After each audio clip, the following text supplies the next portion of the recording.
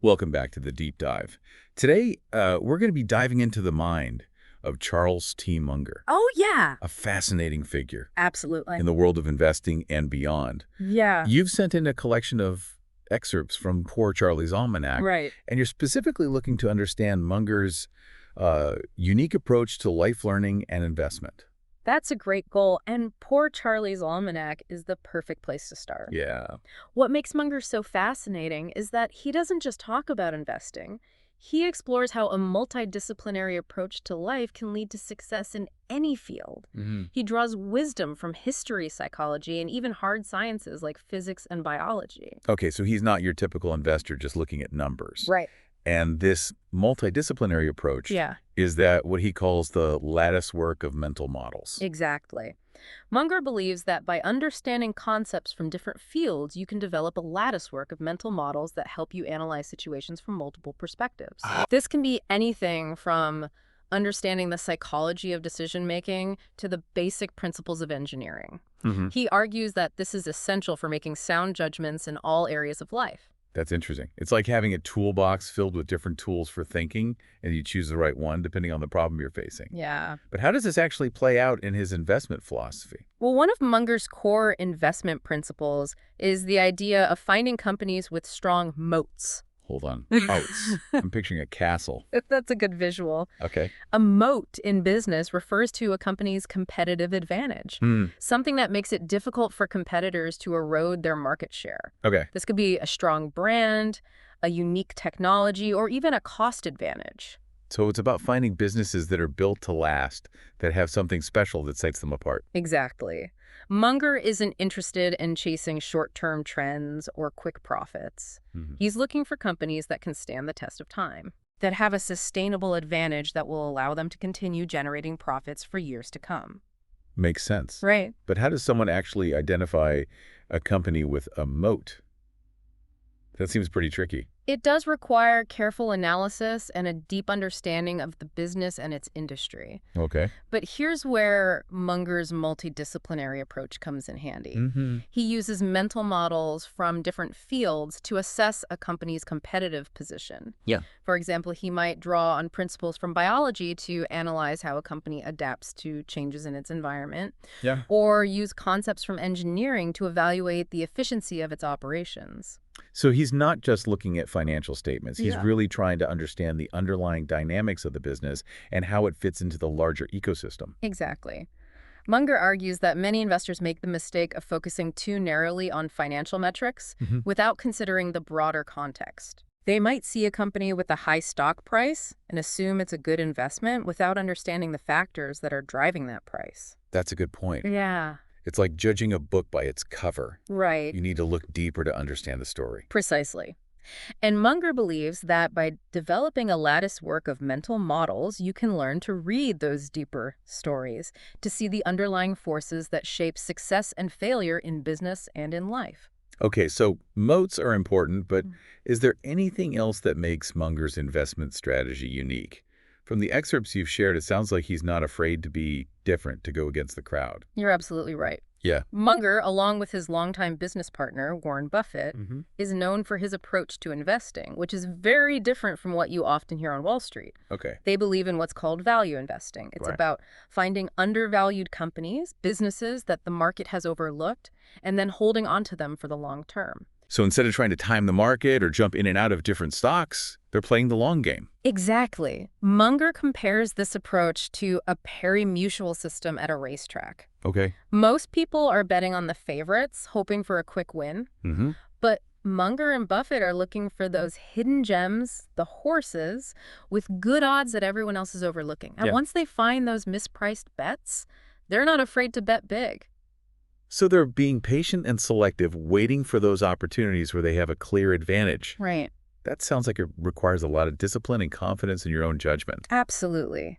Munger believes that temperament is just as important as intelligence when it comes to investing. Yeah. He emphasizes the need for patience, objectivity, and the willingness to go against the herd. In fact, he often says that he wants to partner with people who are rational and thoughtful, even if they're not the smartest people in the room. Interesting. So he's not necessarily looking for the most brilliant minds. He's looking for people who can think clearly and make rational decisions, even when emotions are running high. Right. And this idea of going against the herd isn't that risky. It can be, but Munger argues that the biggest risks often come from following the crowd. When everyone is piling into the same investments, Right. it can create a bubble that's bound to burst eventually. Like that old saying, when everyone's thinking alike, no one's thinking. Exactly. Yeah. Munger believes that independent thinking is essential for success in investing and in life. He encourages people to develop their own frameworks for decision-making and to be wary of blindly following the advice of experts or the whims of the market. So it's about doing your own research, developing your own convictions, and having the courage to stick to your guns even when everyone else is going in a different direction. Precisely. And Munger's track record is a testament to the effectiveness of this approach. He and Buffett have consistently outperformed the market for decades, proving that you don't need to follow the crowd to achieve financial success. Okay, so we've talked about moats and value investing. Right. But there's another big piece of Munger's philosophy that we haven't touched on yet. His insights into human psychology. Right. The excerpts you sent in are filled with examples of how he uses psychology to understand both individual behavior and the workings of markets. This is one of the most fascinating aspects of Munger's thinking. Yeah. He believes that understanding human psychology is essential for making sound decisions in all areas of life, not just investing. He's particularly interested in the ways that our cognitive biases, those little mental shortcuts we all take, can lead us to make irrational choices. So he's saying that we're not always as rational as we think we are? Right. That our emotions and biases can cloud our judgment. Exactly. And Munger has identified a whole laundry list of these biases. For example, there's incentive-caused bias, where we tend to be swayed by what benefits us personally, even if it's not the best choice overall. Then there's social proof, where we're more likely to do something if everyone else is doing it, even if it's not a good idea. Yeah. And of course, there's overconfidence bias, where we tend to overestimate our abilities and underestimate the risks involved in our decisions. Wow. I can definitely see how those biases could play out in investing. Yeah. It's easy to get caught up in the hype and make impulsive decisions, especially when everyone around you seems to be getting rich quick. Exactly. And Munger argues that these biases are even more pronounced in the world of finance, where there's so much money at stake and emotions can run high. That's why he emphasizes the importance of developing a rational, disciplined approach to investing, one that's based on sound principles rather than emotional reactions. Okay, so how do we actually combat these biases? Is there a way to rewire our brains to make more rational decisions? Well, Munger believes that the first step is awareness. By understanding the biases that are most likely to trip us up, we can start to recognize when they're influencing our thinking. Yeah. He even suggests keeping a checklist of common biases handy as a reminder to be on guard against them. That's a great idea. It's like having a mental alarm system that goes off whenever we're about to make a decision based on emotion rather than logic. Precisely. And Munger also emphasizes the importance of seeking out diverse perspectives. Okay. By surrounding ourselves with people who think differently than we do, we can challenge our own assumptions and see things from new angles. So it's about having a healthy skepticism of our own beliefs and being willing to consider other viewpoints even if they make us uncomfortable. Exactly. And this is where Munger's multidisciplinary approach comes in handy again. Okay. By drawing on insights from different fields, we can develop a more nuanced understanding of human behavior and the factors that influence our decisions. So it's not just about understanding our own biases, it's about understanding the biases of others as well. And that can be incredibly valuable in all sorts of situations, from negotiating a deal, to building relationships, to simply navigating the complexities of everyday life. Absolutely. And Munger's insights into human psychology provide a powerful framework for doing just that. This is fascinating stuff. We've covered a lot of ground already, but we've barely scratched the surface of what's in poor Charlie's Almanack. Yeah. Before we move on, is there anything that's standing out to you so far? Anything that you're finding particularly relevant or thought-provoking? Take a moment to consider what's resonating with you most strongly. Okay. What ideas are sparking your curiosity? What concepts might you be able to apply in your own life? We'll be back in a moment to explore more of Munger's wisdom. Okay, I'm still thinking about those biases. It's amazing how easily our brains can trick us into making bad decisions. Right. It makes you wonder how anyone manages to make good choices at all. Munger would argue that's why it's so important to develop a system for making decisions, a set of principles that you can rely on when your emotions are trying to lead you astray. And he doesn't just leave it at that. He provides a framework for understanding these psychological pitfalls, the 25 standard causes of human misjudgment. I'm looking at this list now. It's pretty extensive. Everything from availability misweighing tendency to twaddle tendency and even a Lollapalooza effect. It might seem overwhelming at first, but think of it as a toolkit for recognizing and mitigating those moments when our brains tend to misfire. For example, availability misweighing tendency describes how we tend to overestimate the likelihood of events that are easily recalled, often because they were vivid or emotionally charged. So like if I see a news report about a plane crash, I'm suddenly more afraid of flying, even though statistically it's still incredibly safe. Exactly. The vividness of the news story distorts your perception of the actual risk. And what about twaddle tendency? That one sounds interesting. That's a great one. Munger uses twaddle to describe the kind of meaningless chatter and empty rhetoric that often fills our lives, particularly in the age of social media. He argues that we need to be discerning consumers of information, able to filter out the noise and focus on what's truly important. So it's about being critical thinkers, not just accepting everything we hear or read at face value. We need to be able to evaluate information, weigh different perspectives, and form our own judgments. Precisely. And Munger's list of psychological tendencies provides a framework for doing just that. It's a reminder that we're all susceptible to these errors in thinking and that we need to be vigilant in guarding against them. And it's not just about avoiding bad decisions, right? Munger also uses his understanding of psychology to explain why some businesses are so successful. Earlier, we talked about Coca-Cola, but there are so many other examples in these excerpts like McDonald's, Costco, and even FedEx. Right. Take McDonald's, for instance. Munger points out how they've brilliantly leveraged several psychological principles to create a global empire. They've tapped into our desire for consistency and familiarity, creating a standardized experience that you can rely on no matter where you are in the world. It's true. You always know what you're going to get at McDonald's. And they've created a sense of nostalgia associating their brand with happy childhood memories. Exactly. They've also mastered the art of operant conditioning using rewards like Happy Meals and loyalty programs to reinforce repeat behavior. And what about Costco? They seem to have a cult-like following. They really do. Munger attributes their success to a combination of clever strategies that tap into our psychology. For example, they create a sense of scarcity and urgency by offering limited-time deals and treasure hunt-like shopping experience. It's true. You never know what you're going to find at Costco, and that makes it so much more exciting. Yeah. It's like they've turned shopping into a game. Yeah, exactly. And they leverage social proof by creating a membership model that makes people feel like they're part of an exclusive club. Plus, their generous return policy reduces the perceived risk of purchasing, making people feel more comfortable buying in bulk. It's fascinating how they've combined these psychological insights with a solid business model. It's not just about manipulation. It's about understanding what motivates people and creating a win-win situation for both the business and the customer. Absolutely. And that's a key takeaway from Munger's philosophy. He's not advocating for using psychology to trick people into doing things they don't want to do. He's encouraging us to use this knowledge to create better products, better businesses, and ultimately a better world. Speaking of a better world, the excerpts also include some of Munger's personal stories and anecdotes, which give us a glimpse into his character and values. They're not all business all the time. You're right. Munger is known for his dry wit and his ability to tell a good story. And these anecdotes often illustrate his core beliefs about integrity, hard work, and the importance of lifelong learning. One that stood out to me was the story about his father's advice on choosing clients as a young lawyer. He was told to run his life like the man of integrity, even though that meant potentially earning less money. It's a powerful lesson about prioritizing values over short-term gain. And it speaks volumes about the kind of person Munger is. He's not just about maximizing profits, he's about living a principled life. And he clearly values education and self-improvement. The story about him installing a ball machine at his family cabin just to practice his tennis volleys is classic Munger.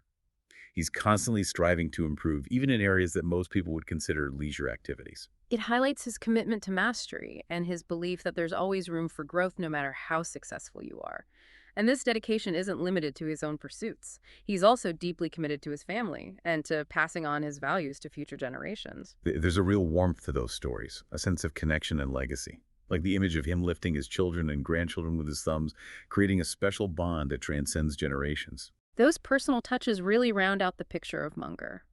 He's not just a brilliant investor, he's also a devoted family man, a generous philanthropist, and a man who genuinely cares about making the world a better place. So as we continue to explore poor Charlie's Almanack, we're not just learning about investing or psychology, we're learning about how to live a good life, a life guided by principles, integrity, and a commitment to continuous learning. Exactly. And that's what makes Munger's insights so compelling. They're not just theoretical. They're grounded in real-world experience and a deep understanding of human nature.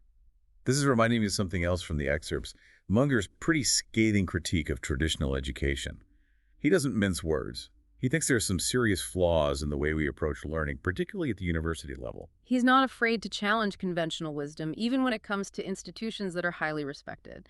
He argues that too many universities have become overly specialized, focusing on producing experts in narrow fields, while neglecting the importance of broad-based knowledge and critical thinking skills. He's basically saying that we're creating a generation of specialists who are great at knowing a lot about a little, but who struggle to connect the dots and see the bigger picture. And he believes that this narrow focus is actually hindering our ability to solve complex problems, which often require insights from multiple disciplines. He even suggests that universities should be more selective in their hiring practices, avoiding professors with strong political ideologies that might cloud their judgment and limit academic freedom. He's a firm believer in the pursuit of truth and the importance of open inquiry, and he worries that ideological biases are stifling intellectual curiosity and critical thinking in academia. He makes a strong case. It's food for thought for anyone involved in education, whether as a student, a teacher, or an administrator. It makes you wonder if we're doing enough to encourage students to think for themselves, to question assumptions, and to develop a love of learning that extends beyond the classroom. And Munger, of course, offers an alternative. He champions a multidisciplinary approach to learning, encouraging us to develop a latticework of mental models drawn from various fields. Right back to that toolbox of mental models. And he stresses that this kind of learning is a lifelong pursuit, something we should all be engaged in regardless of our age or profession. He's a voracious reader, constantly seeking out new knowledge and perspectives. He believes that the more we learn, the better equipped we are to navigate the complexities of the world and make sound decisions. There's a quote from Munger that really sums this up. Go to bed smarter than when you woke up. It's a simple but powerful idea that speaks to his commitment to continuous learning and self-improvement. And it's a reminder that learning isn't just about acquiring knowledge. It's about applying that knowledge to make better choices, to live a more fulfilling life, and to make a positive impact on the world around us. Okay, I'm definitely feeling inspired to hit the books. Before we move on to the final part of our deep dive, what's resonating most strongly with you from all that we've discussed so far? Take a moment to reflect. What ideas are challenging your assumptions? What insights are sparking your curiosity? We'll be back in a moment to wrap up our exploration of Poor Charlie's Almanack and consider how we can apply these valuable lessons to our own lives. We've covered so much ground in our deep dive into Poor Charlie's Almanack, from Munger's investment strategies to his insights on human psychology and even his thoughts on education. It's remarkable how seamlessly he weaves together knowledge from different fields. He encourages us to develop a framework for thinking that lattice work of mental models, drawing from fields like history, psychology, and even hard sciences. Right. This multidisciplinary approach is what allows him to see the world in a way that most people don't. And it's not just about accumulating knowledge, right? Right. He's a big proponent of applying that knowledge. Yes. Of using it to make better decisions in all areas of life. Absolutely. One of the things that sets Munger apart is that he doesn't just talk about these concepts in the abstract. He provides concrete examples and actionable advice that we can all apply to our own lives. For instance, his checklist of 25 standard causes of human misjudgment is a powerful tool for understanding the common pitfalls of thinking. Yes, that list is a great reminder that we're all susceptible to biases and irrationality, even when we think we're being logical. Right. But simply being aware of these tendencies can help us make more rational choices. He also emphasizes the importance of cultivating the right temperament, arguing that patience, discipline, and objectivity are crucial for success, especially in investing. It's that long-term perspective again, the ability to stay focused on your goals even when the market is volatile or when others are panicking. Yeah. It's something that many of us struggle with in today's fast-paced world. He challenges us to think for ourselves, to question assumptions, and to be wary of following the crowd. He believes that true wisdom comes from developing your own framework for making decisions, a framework based on sound principles, and a deep understanding of how the world works. He even encourages us to be skeptical of expert advice, reminding us that experts often have their own biases and agendas. He says, if you want to persuade, appeal to interest, not to reason. It's a reminder to always think critically and to consider the motivations of those who are offering advice, whether it's a financial advisor, a politician, or even a friend. Munger is also a strong advocate for ethical behavior. Absolutely. He believes that integrity is essential for long-term success, both in business and in life. His stories about his father and his own experiences highlight the importance of choosing the right path, even when it's difficult or less profitable in the short term. And he's not afraid to call out unethical behavior, even when it's coming from powerful people or institutions. He sees it as his duty to speak truth to power and to hold those in positions of authority accountable for their actions. This ethical compass guides his investment decisions as well. He's not interested in making money at any cost. Right. He wants to invest in companies that are doing good in the world, companies that are creating value and making a positive impact. He encourages us to live a life of purpose, a life that's guided by values and principles that extend beyond our own self-interest. And he reminds us that true fulfillment comes not from material possessions or accolades, but from the relationships we build, the contributions we make, and the legacy we leave behind. His insights are a call to action, a challenge to become more thoughtful, more principled, and more engaged in creating a better world. And Poor Charlie's Almanack provides a roadmap for that journey, offering practical wisdom, insightful observations, and a healthy dose of humor to guide us along the way. So as we wrap up our deep dive, I'm curious, what's your biggest takeaway? What's that one idea, that one principle that you're going to carry with you from our exploration of Poor Charlie's Almanack? Take a moment to reflect on what resonated most strongly with you. What will you do differently tomorrow because of what you learned today? How will you apply these principles to your own life, your own work, your own pursuit of knowledge and wisdom? And remember, this is just the beginning. The journey of learning and growth never truly ends. As Munger himself says, go to bed smarter than when you woke up. So keep those brains engaged, keep exploring, keep seeking out new knowledge and new perspectives. And we'll be back soon with another deep dive.